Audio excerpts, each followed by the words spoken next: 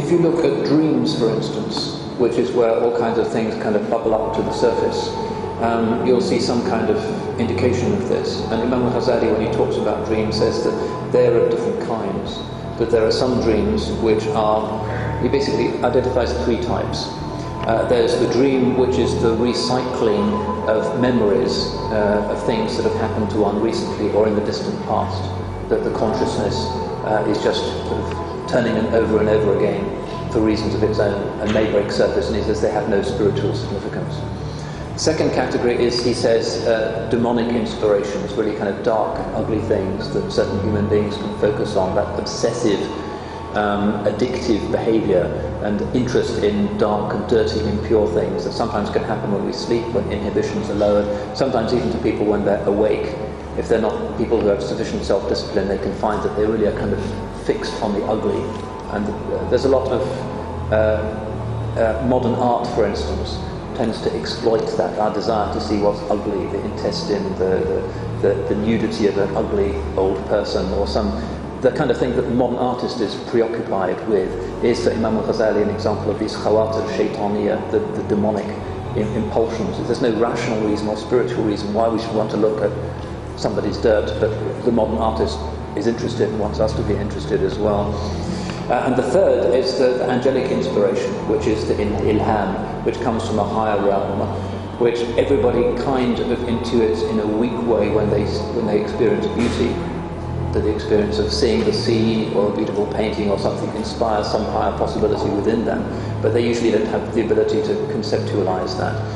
But in its pure and intense form, it's the experience of the believer when they are confronted with the reality as a result of a lifetime of service to others and prayer and genuine, sincere activation of the religion. And that person may expect to receive a genuine ilham. It can sometimes happen that people can be given an intuition or an unveiling without apparently having done anything to deserve it. And this frequently seems to happen, and there, in many Muslim cultures, and no doubt in Malay culture, there are similar stories of people who seem to have led a bad life, but Allah gives them something inexplicably, and they become sort of people whose dua is always answered.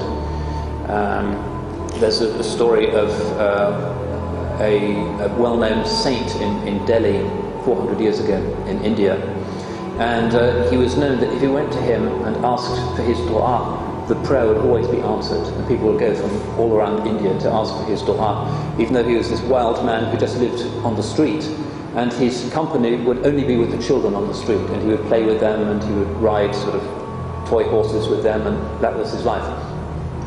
And the Sultan Aurangzeb wanted to ask this saint how he'd achieved this extraordinary degree.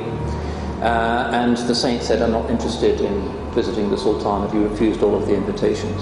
So eventually the Sultan lowered a net from the palace window and grabbed this saint as he was walking beneath and playing with the children, and grabbed him up and brought him in front of the throne. And he said, "I just have one question for you. How is it that you came to Allah?" And he said, "The same way I came to you." In other words, a net was lowered and I was pulled up. I don't know how it happened, but it happened. And that kind of ilham through Allah's generosity can be given to people. They can repent. And I know somebody in England who told me an extraordinary story about how when he was only 14 years old, living as a non-Muslim in a part of England far from me, had a dream of a beautiful man who wore a green turban, had a smiling face, and when this teenager woke up, he felt that there was still some kind of interesting fragrance in the room, and he read and he read, and he realized that it was Sayyidina Muhammad sallallahu alaihi wasallam, and he became Muslim and is now Hafiz of Quran, even though he's convert to Islam. How that happened in his dream, this is part of the alam al-arwah, the secret world of the spirit, consciousness, strange things that happen to people in sleeping or half-waking states, and Allahu a'lam as to how that works. But in Allah's generosity, anybody, even the likes of us, can hope one day to be pulled with Allah's net out of our dunya and given something better, inshallah.